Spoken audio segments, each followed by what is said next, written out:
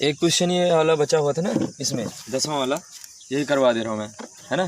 देखो इसमें दिया हुआ प्राप्तांक लिखा हुआ है प्राप्तांक लिखा है 10 से कम, 20 से कम, 30 से कम, 40 से कम, 50 से कम, 60 से कम, 70 से कम, 80 से कम।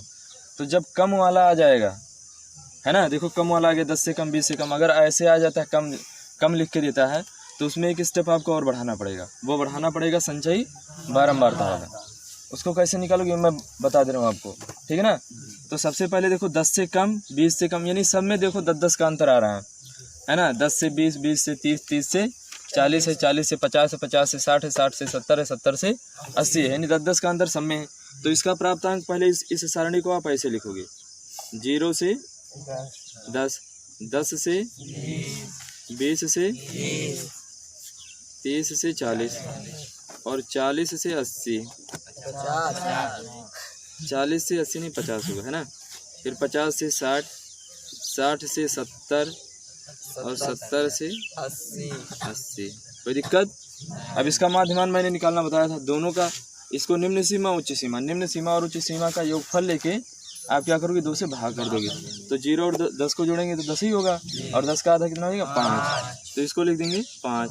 फिर इसको जोड़ेंगे तो 15, फिर इसको जोड़ेंगे तो, आप समझ में आएगा कैसे आएगा, 35, 45, 55, 75, है ना। क्योंकि सभी में 5-5 का अंतर है, वो 10-10 का अंतर है सभी में। कितने का अंतर है? 10-10 का अंतर सभी में।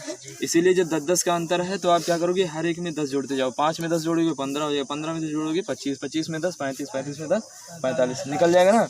अब उसके बाद देखो छात्र संख्या कितना दिया हुआ है, 12, 19, 35, 47, 58, 65, 84 और लास्ट में 100, है ना। तो ये अपना जो चार्ट है वो बनता नजर आ रहा है, डेटा जो हम लोग का बताया ना, डेटा कलेक्ट होता जा रहा है। अब देखो संचयी बारंबारता कैसे निकालते हैं, ये जानना जरूरी है। 12 को ये 12 जो पहला डिजिट होता है ना, पहला डिजिट जो होगा उसको वैसे लिख दोगे। 12 तो क्या लिख दोगे, 12, है ना। 12 तो क्या लिखोगे, 12। अब 12 में से कितना घटा दो, 19 में से घटाओ 12, तो नहीं आ जाएगा कितना, 7, है ना। 19 में से कितना घटाओगे, 12, 7 आ गया। अब फिर 35 से 19 घटा दो, कितना आ जाएगा। फिर इससे इसको घटाओगे तो, फिर इससे इसको घटा दो 11, है ना। इससे इसको घटाओगे तो, सही बताना, इससे इसको घटाओगे कितना आ गया, फिर इससे इसको घटा दो 16। तो ये आ गया आपका संचयी बारंबारता। समझ गए कैसे निकालोगे, घटाते जाना। पहले वाले को ऐसे लिख देना, फिर इससे इसको घटाओ, इससे इसको घटाओ, इससे इसको घटाओ, इससे इसको, है ना। घटाते आप चले जाओगे, संचयी बारंबारता निकल जाएगा। अब क्या निकालना है, FI XI, तो हो जाएगा 12 गुणे 5, है ना। यही तो है 12 गुणे 5। फिर कितना होएगा, 7 गुणे 15, फिर 16 गुणे 25, फिर 12 गुणे 12, 11, 7, 19 और 16, है ना। कितने से गुणा करेंगे, 12 में कितने से गुणा करेंगे, 35 से, फिर इसमें 45, फिर इसमें फिर 65, फिर समझ में आ गया कि नहीं आया, बताओ, समझ गए ना। अब गुणा करके आप बताते जाओ कितना आएगा। 60 आया था, फिर 100, 400 आया था, फिर 420, फिर 495।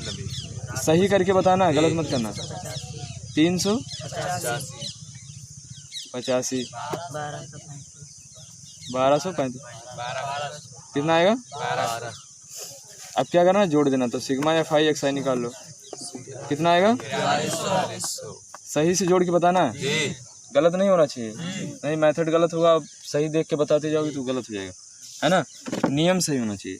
आ गया इतना। अब क्या निकालेंगे, संचयी बारंबारता, FI निकालो, तो कितना आएगा ये। जोड़ सकते हो ना इसको, ये जोड़ें, जोड़ सकते हो आप। तो इतना समझ में आ गया, कोई दिक्कत नहीं समझ में आया। फिर यहाँ लिखेंगे समांतर माध्य, समांतर माध्य क्या होता है, x बार साई अपान सिग्मा एफ आई बटा 2020 आंसर कितना आ गया? यही आंसर आपका आ रहा है ना। तो बस ये चैप्टर ये अभ्यास जो हुआ क्लोज हो गया। अब इसमें कोई क्वेश्चन नहीं बचा जो बताए ना हो, है ना। देखो अब अगले चैप्टर के लिए, ठीक है, अगले अभ्यास के लिए जो अगले अभ्यास में लगेगा वो वाला हम देख ले रहे हैं। तो अभी तक सांख्यिकी का जो हमने समांतर माध्य के लिए फार्मूला पढ़ा था वो क्या पढ़ा था? एक्स बार बराबर sigma F I x I upon F I, है ना। इसको बोलते हैं प्रत्यक्ष रूप से, प्रत्यक्ष रूप से, है ना। प्रत्यक्ष रूप का मतलब ये हो गया।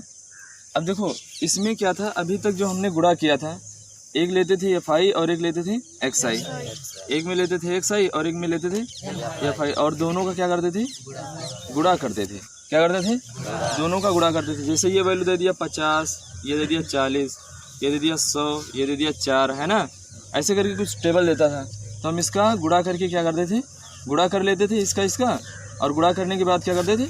यहाँ पर जोड़ लेते थे एफ आई एक्स आई, है ना। और आसानी से, और इसको जोड़ के दोनों का भाग करके क्या करते थे? समांतर माध्य निकाल लेते थे।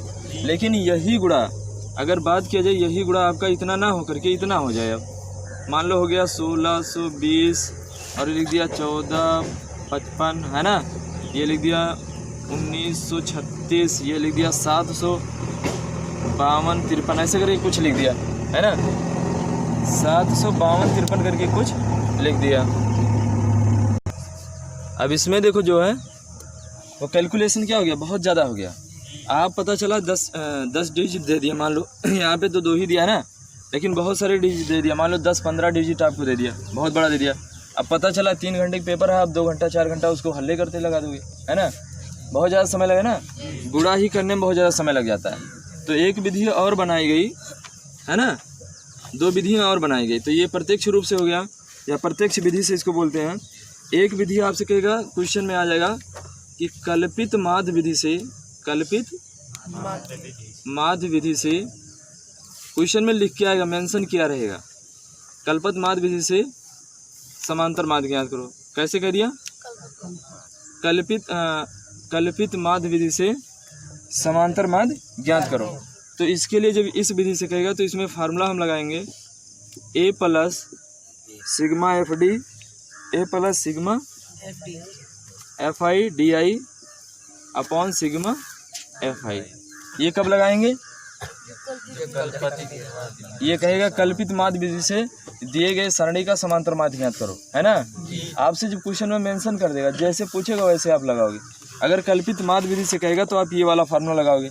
आपसे केवल कह दिया कि समांतर माध्य ज्ञात करो, केवल कहा समांतर माध्य ज्ञात करो, तो आप कोई फार्मूला लगा सकते हो। लेकिन आपसे कह दिया कल्पित माध्य विधि से क्या ज्ञात करो, तो आपको यही वाले पे लगाना है, ठीक है ना। और उसके बाद एक आता है, तो ये पहला मेथड हो गया, दूसरा हो गया, एक आता है विचलन विधि से। किस विधि से?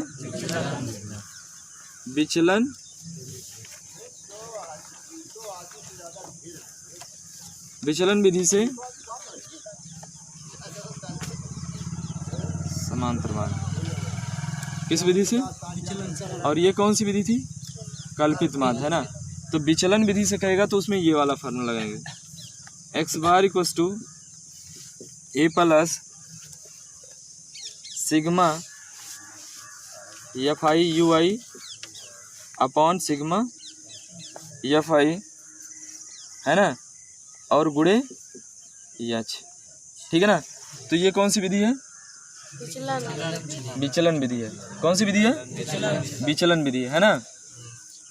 इसको रिड्यूस करके ऐसे कहीं कहीं लिखा होता है A plus U bar into H. तो बात वही है, ऐसे भी लिखा होगा तो समझ लेना वही चीज़ है ना।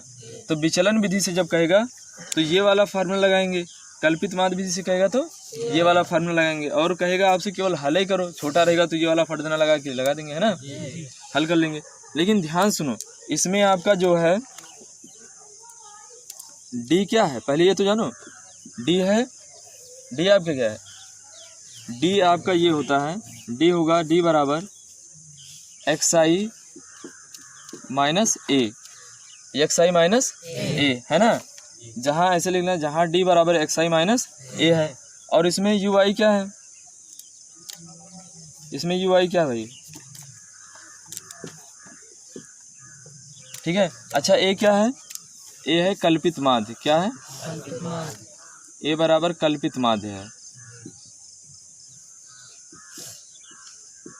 ए बराबर क्या है, कल्पित माध्य है ना। और अब समझ गए ना कि डी क्या है, एक्स आई माइनस ए है, ए क्या है, कल्पित माध्य है, ठीक है।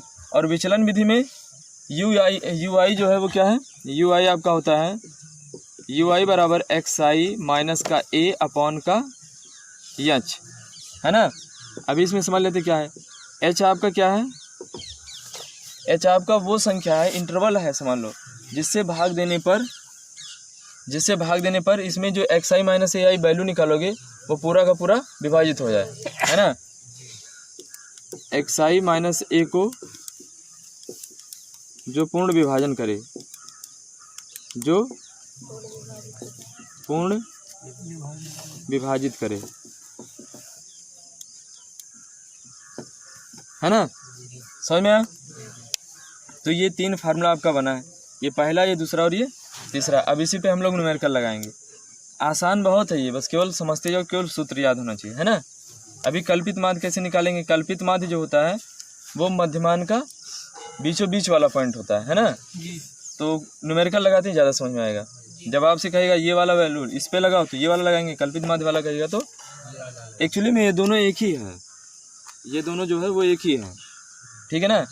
लेकिन जब इससे भी जो होता है, इससे भी कैलकुलेशन बड़ा होगा, तो इससे और छोटा करने के लिए ये वाला बनाया गया डिवाइड करके, है ना। तो चलो एक क्वेश्चन इस पे लगाते हैं, फिर समझाते हैं आपको। देखो इसमें कभी कभी क्वेश्चन में ऐसे लिख के आएगा कि लघुत्तर विधि से समांतर माध्य ज्ञात करो। तो लघुत्तर विधि से समांतर माध्य करने की दो विधियां हैं, कल्पित माध्य विधि और विचलन विधि। दोनों बात एक ही है, चाहे लघुत्तर विधि लिख दिया तो चाहे इससे लगा दो, चाहे दोनों, ये दोनों एक ही, मैं पहले बता दिया दोनों एक ही है ना। ये दोनों एक ही है, बस केवल थोड़ा सा अंतर है।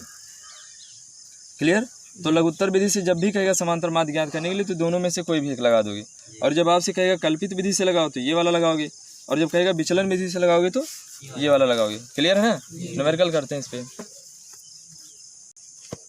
देखो न्यूमेरिकल इस पे लगाते हैं ना।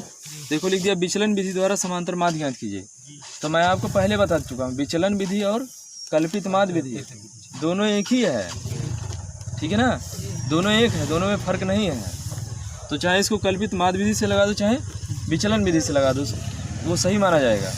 एक्चुअली में है क्या, उसमें कॉमन इंटरवल से केवल जब गुणा कर देते हैं, किसमें, कल्पित माध्य वाले में, तो बन जाता है विचलन विधि। समझ गए ना। और उसमें कुछ है नहीं, चाहे वो विचलन विधि से कहे चाहे कल्पित माध्य विधि से कहे, समझ लो वही करना है। तो सबसे पहले देखो वर्ग अंतराल वाला लिखोगे, क्या लिखोगे, जो दिया रहेगा उसको इसे लिखोगे, वर्ग अंतराल। और फिर वर्ग अंतराल के बाद क्या निकाल देते बताओ, वो सब काम करना पड़ेगा। माध्य नहीं यार, मध्यमान होता है, मध्यमान को क्या कहते हैं, एक्स आई, है ना।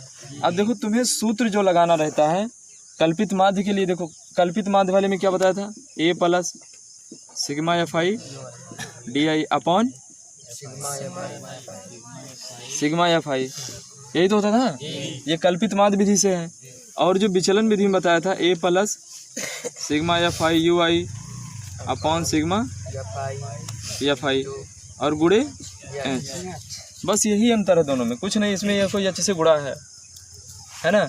तो एक्चुअली में देखो यू आई की वैल्यू क्या होती है, यू आई बराबर, अभी मैंने बताया था, यू आई बराबर क्या होता है, यू आई बराबर क्या होता है बताओ, एक्स आई माइनस बटा, यही तो होता है। तो यू आई की जगह पर जब ये रखोगे तो एच से एच क्या होगा, कट जाएगा, तो वही फार्मूला नहीं बन जाएगा। तो वो चीज़ वही है, चाहे आपसे कह दे, आप देखो ऐसे क्वेश्चन में लिख के आ सकता है, विचलन विधि द्वारा समांतर माध्य ज्ञात कीजिए, कल्पित माध्य विधि से समांतर माध्य ज्ञात कीजिए, और कह देगा लघुत्तर विधि से समांतर माध्य ज्ञात कीजिए, है ना। कितना कह सकता है, लघुत्तर विधि से समांतर एक ही प्रश्न को घुमा के पूछ लेता है, कभी कभी एग्जाम पे ऐसे घुमा के पूछेगा, आप समझ ही नहीं पाओगे कौन सा फार्मूला लगाना है। लेकिन वो तीनों जो है, तीन पहलू हैं, तीनों मिला के एक ही पहलू है। चाहे आपसे लघुत्तर विधि से कह दे, चाहे आपसे कल्पित माध्य विधि से कहे, चाहे आपसे विचलन विधि से कहे, वो आपको समझ लेना, वही लगाना है ना। तो चाहे ये वाला फार्मूला हो चाहे ये वाला लगाओ, सब एक ही है। ये वाला फार्मूला इसलिए लगाते हैं, इसमें जो वैल्यू होता है, कैलकुलेशन होता है, बहुत कम हो जाता है, छोटा हो जाता है। जो गुणा करना होता है वो क्या होता है, बहुत कम होता है। लेकिन इसमें जो गुणा होगा थोड़ा सा बड़ा हो जाता है। अभी 2-3 क्वेश्चन दोनों टाइप के करवा देते हैं, भाई पता चल जाए दोनों में अंतर क्या है ना। तो पहले चाहे इस पे कर लो इसको, चाहे इस पे कर लो। और यही क्वेश्चन हम चलो ये दोनों पे ही कर दे रहे हैं, दोनों से लगा देते हैं। देखो दोनों पे आंसर आएगा। देखो पहले मध्यमान निकाला ना, अब मध्यमान के बाद देखो फार्मूले में क्या था, ए था plus sigma F D x upon sigma F था। तो यहीं से पता चलेगा चार्ट कौन कौन सा बनाना है। तो ए क्या होता है, अभी देखो पहले तो हम वर्ग अंतराल लिख लो, 0 से 10, 10 से 20, 30 से 40 से, इतने तो दिया है। तो पहले माध्यमान निकालो, 5,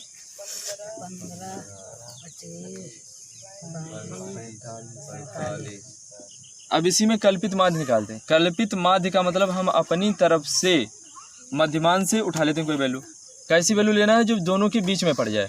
देखो बीच में कौन पड़ रहा है, 25, बीच में कौन पड़ रहा है, 25। तो इसी 25 को क्या करेंगे, इसी 25 को ले लेंगे कल्पित माध्य, ए ले लेंगे।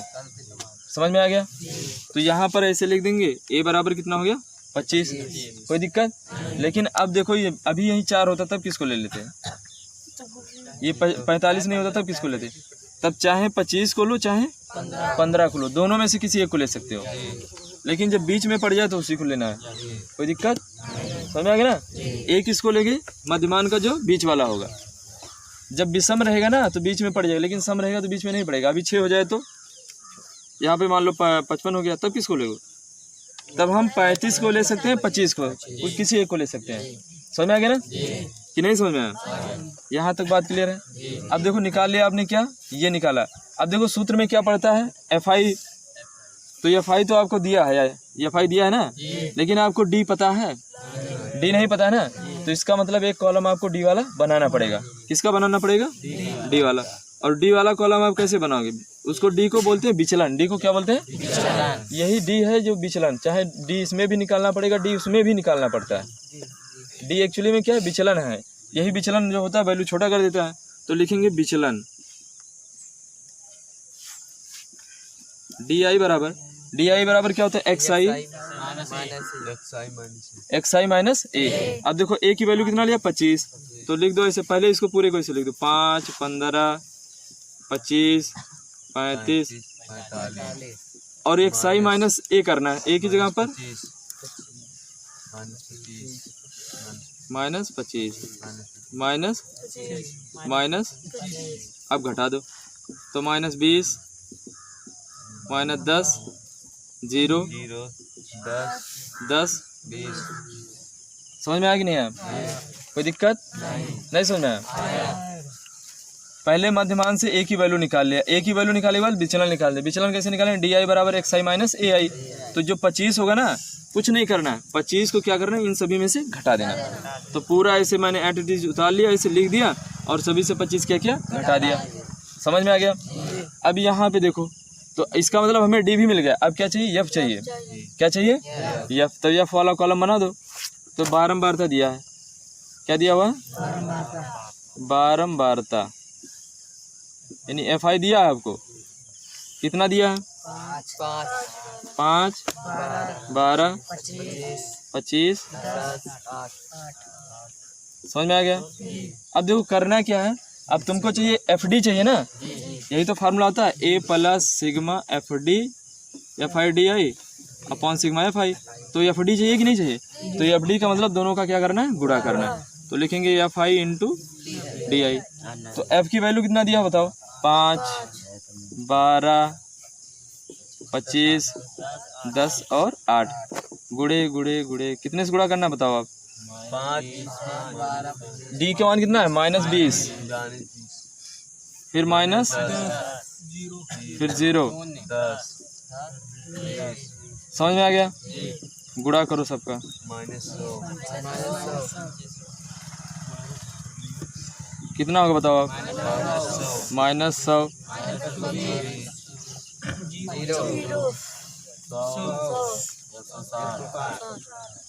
अब क्या करना है? सिग्मा FI DI चाहिए ना, तो सबको जोड़ना है। क्या करना है? सबको जोड़ना है।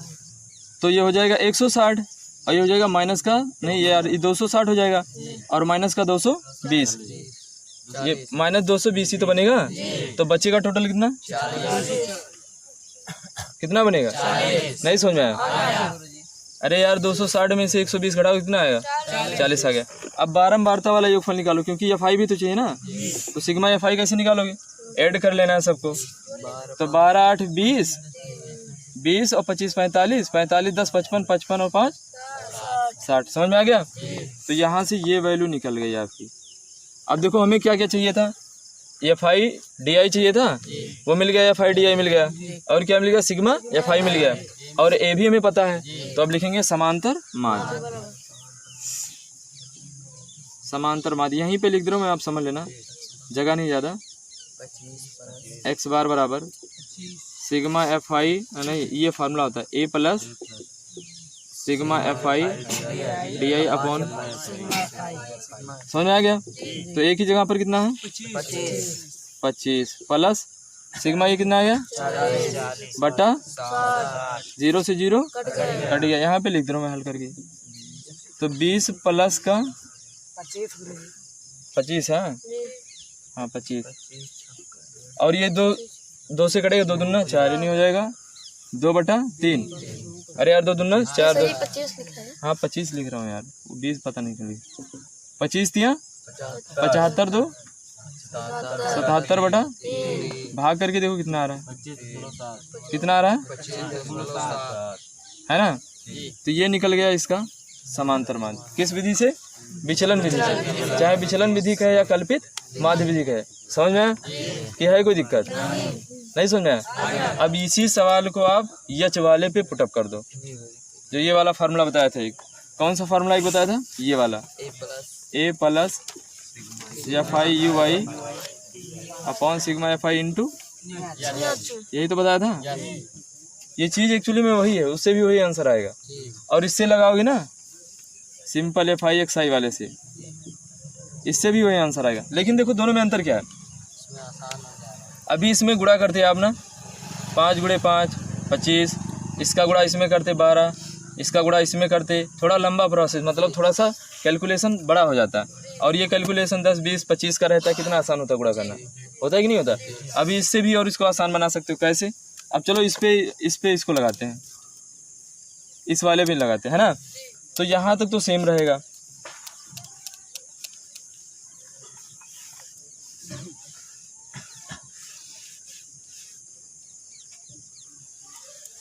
है ना? अब देखो मैंने एक फार्मूला बताया, UI बराबर क्या होता था बताओ? XI माइनस A अपॉन, यही तो होता था। UI बराबर क्या होता है? XI minus A upon H, है ना? तो यहाँ पे देखो,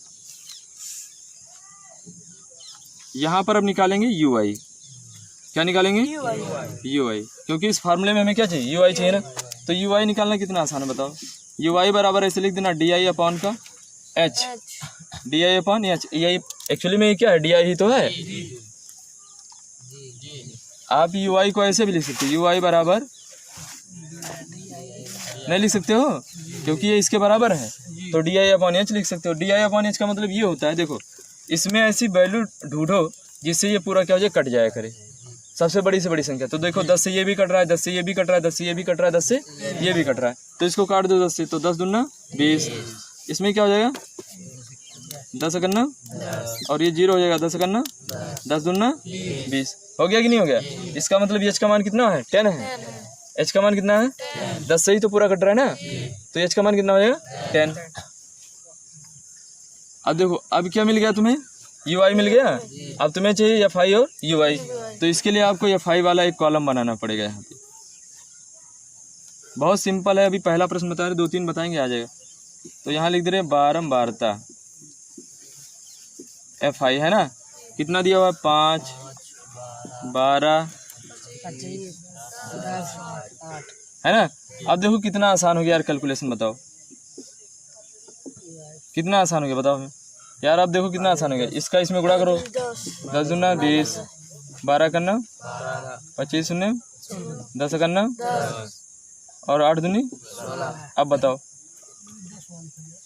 क्या हुआ, कैलकुलेशन कितना आसान हो गया बताओ हमें।